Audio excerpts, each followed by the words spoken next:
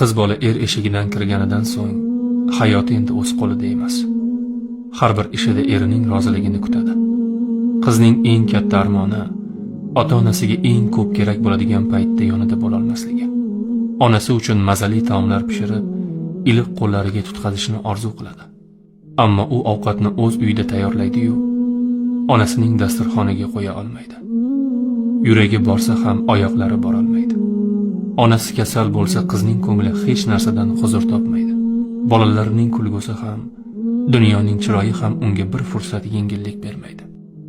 Sayohatga chiqsa ota-onam ham birga bo'lsa edi deb yuragi orzulaydi. Ota-onasining biror narsaga muhtojligini biladi. Yuragi cho'ntagidan chiqarib uzatishni xohlaydi. Lekin ko'pincha erning qo'liga qarab qoladi. Xo'p deydimi deb ichida o'ylab yuradi. Ota-onasiga ochiq yordam bera olmasligi unga alam qiladi. Qiz farzand bo'lish aslida juda qiyin. U yuragida doimo ikki olamni ko'tarib yashaydi.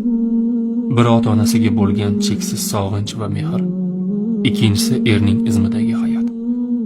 Eng ko'p sog'inadigan va eng ko'p o'ylaydigan farzand bu qiz farzand.